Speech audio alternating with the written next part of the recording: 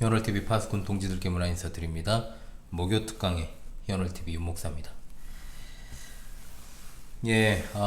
원래는 지난 화요일과 목요일 두 차례에 걸쳐서 언약의 강물 따라 성경 읽기라는 새로운 시리즈 강의를 계획하고 두 편을 촬영했지만 제가 이런저런 이유로 올리지 않기로 했다라는 것을 이미 알려드렸습니다. 방송을 한다라고 하는 것이 참 쉽지 않다는 생각을 합니다. 그래서 서열이 문답을 하면서도 이 부분의 주제를 좀 다루게 되겠습니다만은, 예수 그리스도의 재림을 갈망하는 성도로서 예수 그리스도께서 재림하실 때의 그 육체, 여기에 대해서 좀 상고하는 시간을 가져볼까 합니다. 여러분 앞에 좀 구조가 바뀌었죠. 아직 완전하게 정비가 된 상태는 아닙니다.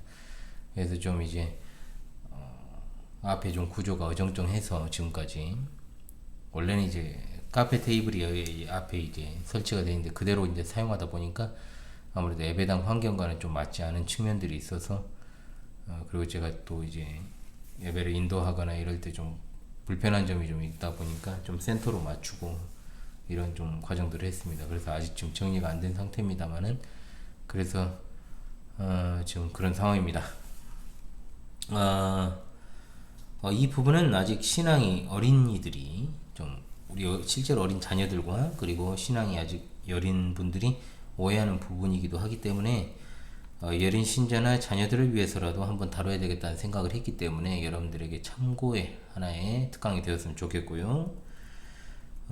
또 그리고 아직 이 부분이 정립이 잘 안 된 분들은 또 이것을 잘 듣고 또 이것을 복음 전도의 메시지로 활용하는 것도 여러분에게 좋지 않을까 싶습니다.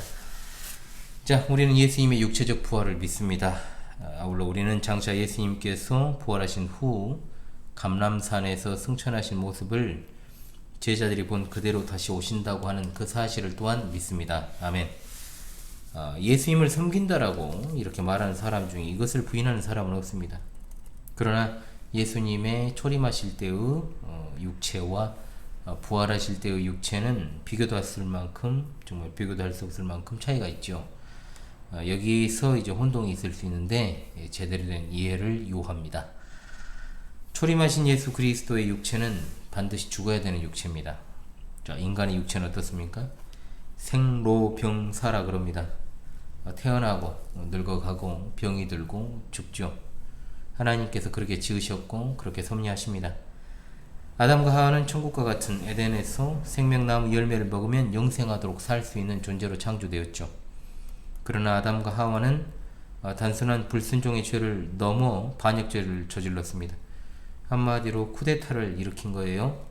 왕조 시대로 따지면 어떻습니까? 성공하면 역성혁명이고 실패하면 대역죄인, 바로 그 죄를 저질렀다는 겁니다.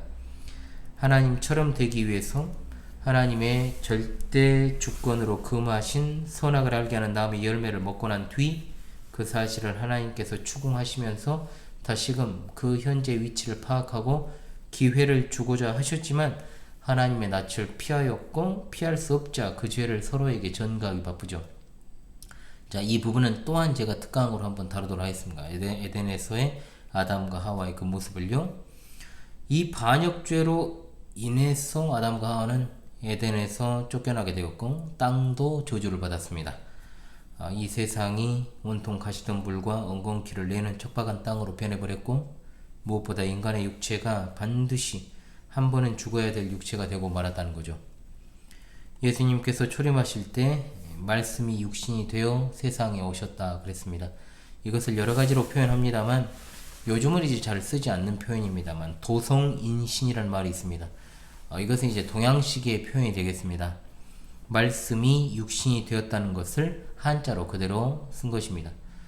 다른 표현으로는 화육이라고도 합니다. 아울러 우리가 보편적으로 쓰는 표현은 성육신이죠. 예수님께서 이 세상 그 가운데서도 유대지역 베들레헴에서 나실 때 100% 하나님이시자 100% 인간의 육체를 가지고 우리와 똑같은 몸으로 오셨다는 겁니다. 이것을 그리스도의 두 가지 성품이라 하지요. 이것을 일위이성 또는 이성일인격이라고 부릅니다. 하나의 인격의 두 가지 성품을 지니셨다는 뜻입니다. 신성과 인성이라 부르죠. 이 정도는 우리 성경교리학교 학생들도 잘 이해하고 있습니다. 우리가 섬기는 하나님의 존재 방식이신 바로 성삼위일체 하나님, 성삼위일체 하나님으로 두 가지 성품을 가지신 분으로 성경에 자신을 계시하신 겁니다. 사실 우리 인간의 이성과 지식으로는 삼위일체 하나님에 관한 것도, 그리고 방금 말씀드린 일위성, 한 위격에 두 가지 성품을 가지셨다라고 하는 이 교리도 정말로 이해되지 않는 신비 중의 신비에 속한 것입니다. 따라서 이 신비로운 비밀은 오로지 하나님의 택자들 중에 중생한 자들에게 열려서 믿도록 섭리하셨다는 겁니다. 자, 이것이 얼마나 놀라운 일인지 모릅니다. 자, 그렇다면 이제 배경 설명은 다 했으니까요. 자, 예수님의 초림하실 때의 육체, 즉 인성과 부활하신 후의 육체에 대해서 상고를 하도록 하겠습니다. 자, 첫 번째는 예수님 초림 당시의 육체 상태에 관해서 살피지요. 인간의 육체는 반드시 죽는다라고 신구약 성경에 밝히 계시하고 있습니다. 이것은 하나님께서 정하신 것이요 누구도 피해갈 수 없습니다. 이 법칙에서 벗어날 인간이 동서고금 그리고 세상의 종말의 때까지도 없습니다. 남녀노소를 막론하고 모두 한 번은 죽습니다. 히브리서 9장 27절에 한 번 죽는 것은 사람에게 정해진 것이요 그 후에는 심판이 있으리니. 자, 우리가 가진 육체의 특징은 죽는다는 것에 있습니다. 자, 초림하신 예수님은 우리와 똑같은 육체를 가지고 탄생하셨기 때문에 창세전에 택한 백성들의 죄를 대속하시기 위해서 골고다 언덕에서 십자가에 달려 고초를 겪으실 때 당연히 고통스러워 하셨습니다. 아울러 예수님께서도 우리의 육체와 감정을 똑같이 가지고 계셨기 때문에 이 세상에서 일어나는 많은 불행한 사건, 사고들에 대해서 슬퍼하셨습니다. 우리 인간의 육체는 병들고 아프고 마침내 죽을 수밖에 없습니다. 그래서 예수님께서도 십자가에서 죽으셨습니다. 자, 그렇다면 예수님의 재림시에 부활하신 육체에 대해서 우리가 한번 생각해 보죠. 예수님을 섬기는 사람이라면 예수님께서 육체적으로 재림하신다는 것을 부정하는 자는 없습니다. 자, 이걸 부정하면 100% 이단이죠. 성경에는 예수님께서 부활하신 후에 감람산에서 승천하신 그 모습을 제자들이 본 그대로 다시 오신다고 했습니다. 그래서 이것을 갖다가 이제 예수님의 육체적 재림이다 라고 부르죠. 부활하신 예수님은 초림하실 때 육체와 외형적으로는 같아 보일 수 있어도 부활하셨다는 측면에서 현재 우리 인간이 가지고 있는 썩어질 육체와는 다른 육체입니다. 즉 부활의 육체다 라고 할 수 있는 거죠. 현재 예수님께서는 외형적으로 우리가 똑같은 육체를 가지고 계십니다. 그러나 초림하실 때 반드시 죽어야 할 육체와는 그 성질이 전혀 다른 부활하신 육체를 가지고 계시는 겁니다.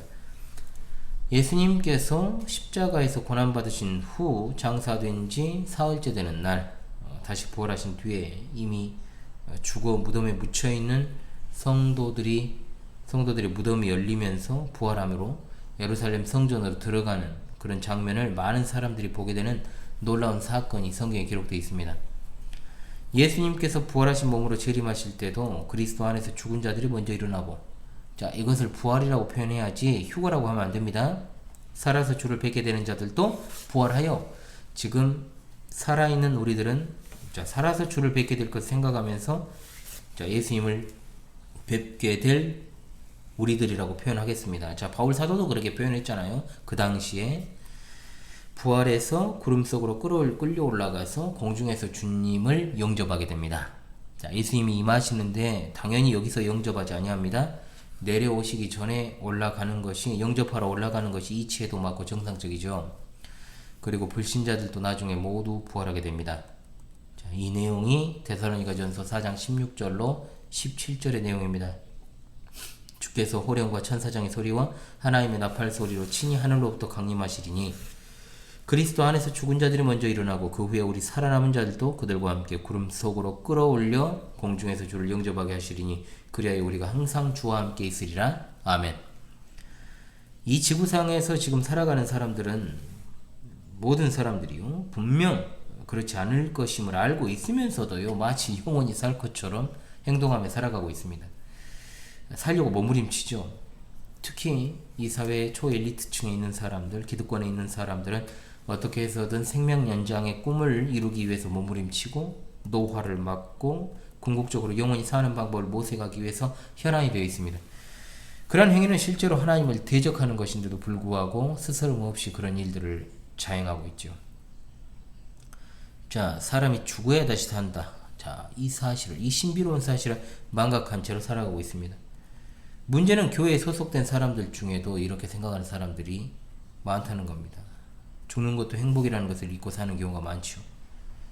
우리 인간의 육체는 죽는 성질과 죽지 않는 성질을 가지고 있습니다. 뭐냐? 바로 육체와 영혼으로 이루어져 있지 않습니까?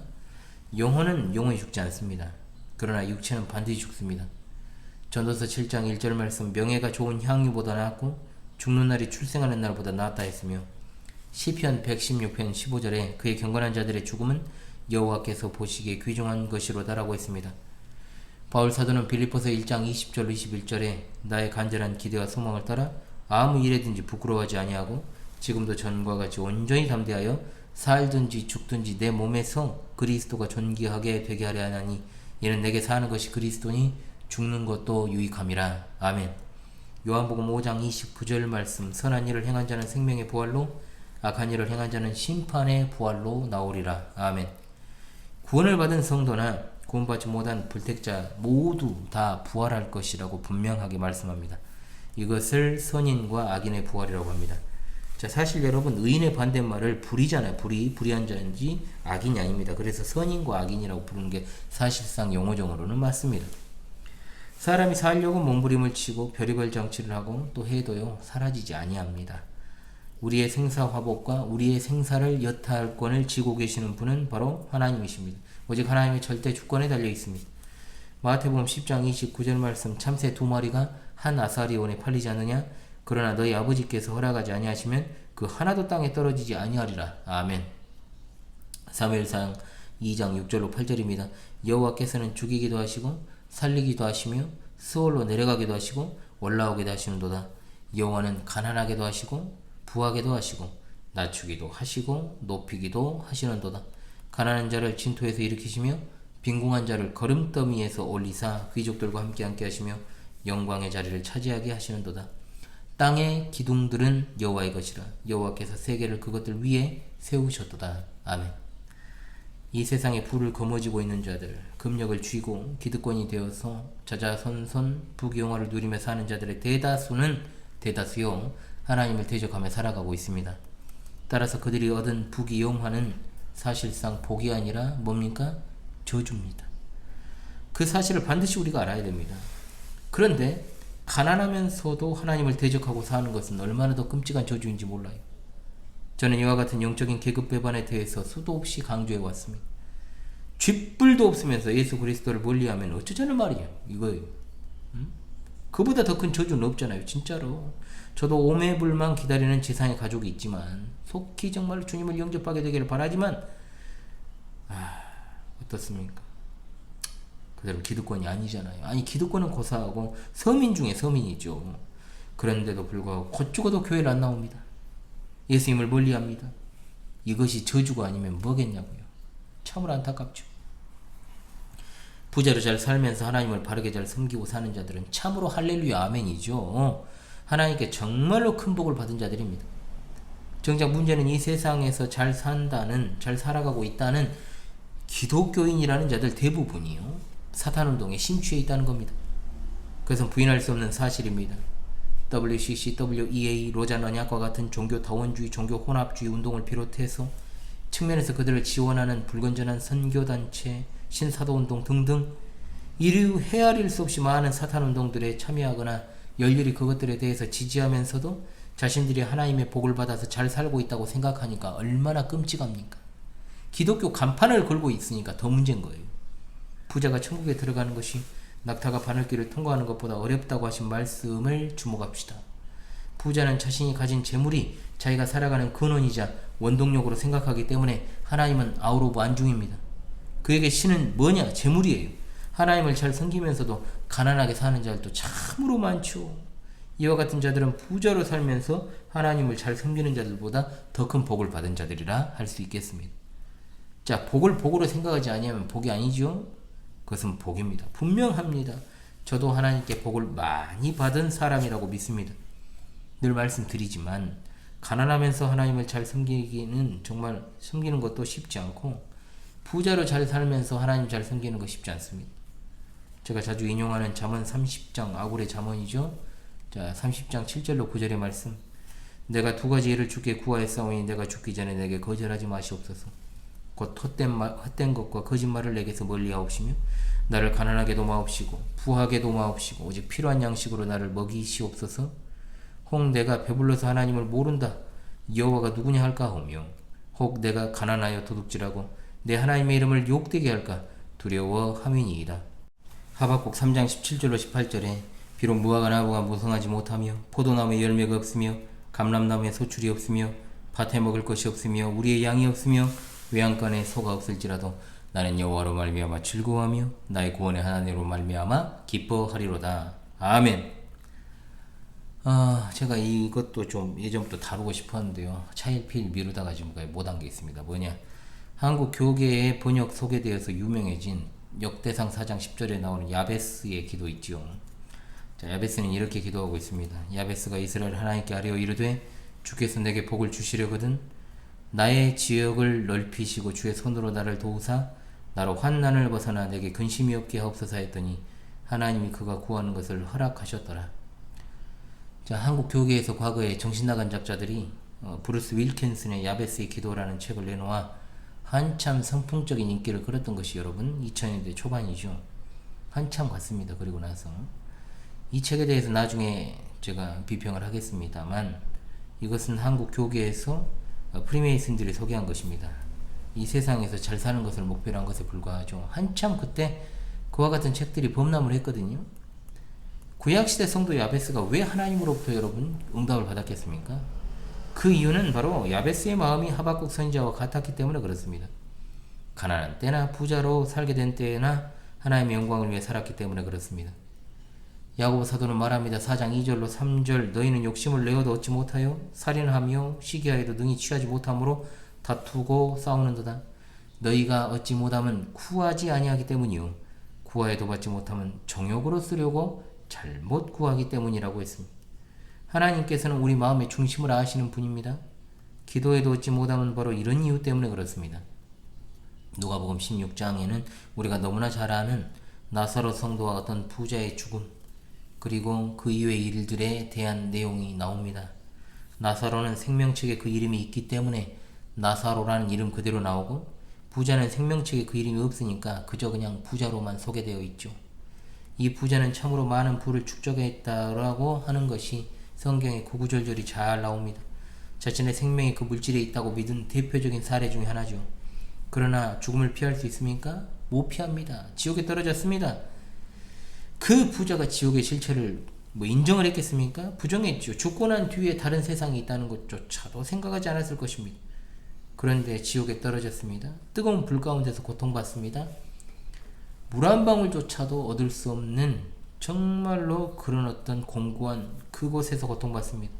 생전에 자신의 문 앞에서 떨어진 부스러기를 먹던 사람 취급 안 하고 그냥 지나쳤던 그 나사로가 아브라함의 품에 있는 것을 보지만 후회도 늦습니다. 또한 한 부자 청년이 예수님을 찾아온 적이 있죠. 어떻게 하면 영생을 얻을 수 있는가에 대해서 묻지 않습니까? 주님께서는 그 청년에게 말씀하시기를 십계명을 지키라 하시니 그가 말하기를 어려서부터 내가 이것들을 다 지켰다라고 했으며 주님은 그 사실에 대해서 분명하게 칭찬하셨습니다. 그리고 예수님은 그 청년에게 말합니다. 재물을 가난한 자들에게 나눠주고 나를 따르라 말씀하셨습니다. 그러나 그 청년은 재물을 포기하지 않습니다. 결국 영생에서 멀어지고 말았지요. 예수님께서는 그 부자 청년의 마음을 알고 계셨고 물질이 그 중심에 있음을 아셨기 때문에 그것을 버리고 예수님을 쫓으라고 하셨던 겁니다. 그럼에도 불구하고 그 청년은 그 이후에 영영 등장하지 않습니다. 그것이 무슨 의미겠습니까? 오늘날에도 교회 문턱이 달아질 정도로 출입을 해도 거듭나지 못한 자들이 얼마나 교회 안에 많습니까?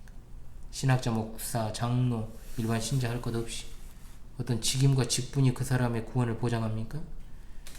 그런 어떤 직분을 가지고 있어도 그런 어떤 중직에 있으면서도 신구약 성경을 온전히 믿지 못하는 신학자, 목사, 예수님의 부활을 믿지 아니하는 자들도 많아요.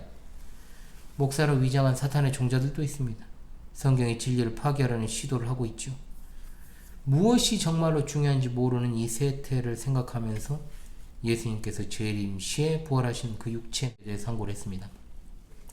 자, 그렇다면 이제 부활하기 전 육체와 부활 후 육체에 관해서 생각을 해보죠. 부활하기 전 육체와 부활한 후의 육체는 그 성질이 근본적으로 다릅니다. 자, 외형적으로는 똑같은 육체죠. 그러나 부활하기 전의 육체는 예수님께서 재림하시기 전까지는 병들어 고통스럽고 마침내 죽는 육체입니다. 썩어질 육체라는 겁니다. 그러나 부활의 육체는 병들지 않습니다. 고통스럽지 않습니다. 영원히 사는 존재입니다.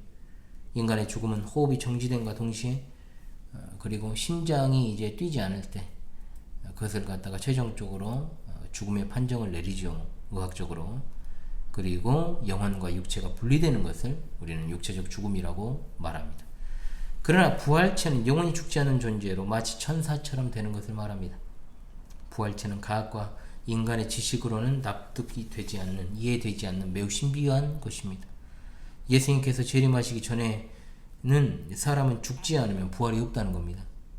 죽는 것은 부활입니다. 곧. 그래서 구원을 받은 우리는 죽음이 두렵지 않은 겁니다. 삶과 죽음을 초월해서 살면 여러분 세상이 있어서 어떤 그 무엇이 두렵겠습니까? 제일 무서운 사람이 그거잖아요. 삶과 죽음을 초월해서 하는 사람. 내가 살고자 발버둥 친다고 사라지는 것도 아닙니다. 내가 당장 죽고 싶다고 해서 죽는 것도 아닙니다. 왜냐? 삶과 죽음은 하나님의 주권에 달려 있으니까요. 성도들의 죽음은 부활을 위한 것이기 때문에 성경은 잠이라고 표현을 합니다. 그렇죠? 예수님의 재림하실 그날까지 잠이 듭니다. 잠은 언젠가는 깨게 되겠습니다. 잠자는 자는 반드시 다시 부활합니다. 육체를 말하는 거죠. 그래서 우리 성도들은 죽음을 두려워하지 않습니다. 따라서 우리에게 죽음은 비극이 아닙니다. 물론 사랑하는 사람과의 잠깐의 이별로 인해 슬퍼할 수 있습니다. 그리고 그 죽음의 방식에 있어서 참으로 참혹하고 정말 우리가 상상하지 못한 방법으로 또 우리가 죽게 되는 경우가 있기 때문에 그렇습니다. 그러한 어떤 슬픔은 지극히 정상적인 것입니다. 마태복음 22장과 마가복음 12장에는 부활에 대해서 주님께서 가르치신 내용이 나오죠. 특히 두 구절을 주목합시다. 마태복음 22장 20절.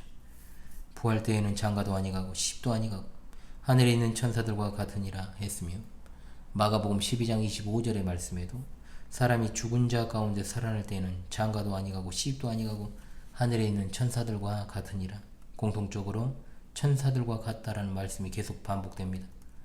부활한 자들이 결혼하지 않는다는 겁니다. 영원히 죽지 않습니다. 천사들처럼 됩니다. 이것이 부활이에요. 자, 천사들은 분명 하나님의 피조물입니다. 시간과 공간을 초월한 존재입니다. 우리도 부활하면 그렇게 된다는 겁니다. 예수님의 부활하신 육체도 부활하신 육체입니다. 오해가 없어야 되겠습니다. 예수님께서 이 세상에 처음 오실 때, 즉 초림하실 때 육체와 부활하신 육체는 그 성질이 다 달라요. 매우 다릅니다. 이 말씀을 드렸듯 우리 신자의 소망은 부활입니다. 그렇기 때문에 이 세상에 집착하지 않아요. 이 세상은 잠시 잠깐 스쳐 지나가는 나그네 여정이기 때문에 머물러 가는 것이죠. 여기에 모든 것을 몰두하며 우리는 그래서 싸우면서 살아가지 않습니다. 천년만년 살 것처럼 하지 않습니다. 이 사회의 썩은 기득권들과 거기에 기생하며 살아가는 부패한 거렁뱅이들이 아무리 지금은 그들의 모습이 우리보다 더 좋아 보인다고 해도 모두가 다 지옥에서 영원한 형벌을 받을 자들이라는 것을 잊지 마십시오. 그 잠시 잠깐에 그 한 줄도 안 되는 권력을 누려보겠다고 죄악을 저지르면서 그 죄악의 숲을 거닐며 발버둥 치는 것을 보면 애처롭지 않습니까? 두려워하지 맙시다. 흔들리지 맙시다. 절대로 꺾이지 마시기 바랍니다. 그리스도께서 재림하실 때 그리스도 안에서 죽은 성도들, 그리고 살아있는 성도들, 그리고 불신자들 모두 부활합니다. 영원히 썩지 않는 존재로 부활합니다. 이 부활체의 몸으로 불신자들은 영원한 지옥에서 형벌을 당하고, 예수 그리스도를 섬기는 성도는 천국에서 영원한 안식과 평화를, 영화를 누립니다. 무엇이 두렵겠습니까, 여러분? 자, 이번 목요 특강에서는 우리 자녀들과 우리 신앙의 어린 분들께서 예수님의 초림시의 육체와 재림시의 부활의 육체를 혼동하는 일이 없도록 잠시 잠깐 설명을 했습니다. 이것도 좋은 복음 전도의 메시지가 될 줄로 압니다. 설명을 하다 보니까 좀 살짝 길어진 측면이 있습니다. 끝으로 소요리 문답 21문답을 묻고 답하면서 마무리하도록 하겠습니다. 자, 21문은 이 내용입니다. 하나님께서 선택하신 자들의 구속자는 누구이십니까? 답하기를 하나님의 선택하신 자들의 유일한 구속자는 주 예수 그리스도이시며 그는 하나님의 영원한 아들로서 사람이 되셨으니 그 후에 계속 한 인격의 두 가지 구별된 성품이 있어서 영원토록 하나님이시오 사람이십니다. 할렐루야 아멘. 여러분 이제 곧 있으면 곧 다룰 내용의 21문답이 제가 지난 수요일부터 어제부터 소요리 문답 회수를 시작했지 않습니까? 그런데 이 사실을 좀 고백을 하면서 오늘은 좀 마무리를 하셨으면 좋겠다라는 생각을 합니다. 여러분 지금까지 목요 특강의 현울TV 윤목사였습니다. 급하게 이제 대체한 영상이에요. 그래서 여러분 좀 이해해 주시기 바라고요. 그나마 티끌만큼이나마 조금 유익이 되시기를 바라겠습니다. 감사합니다.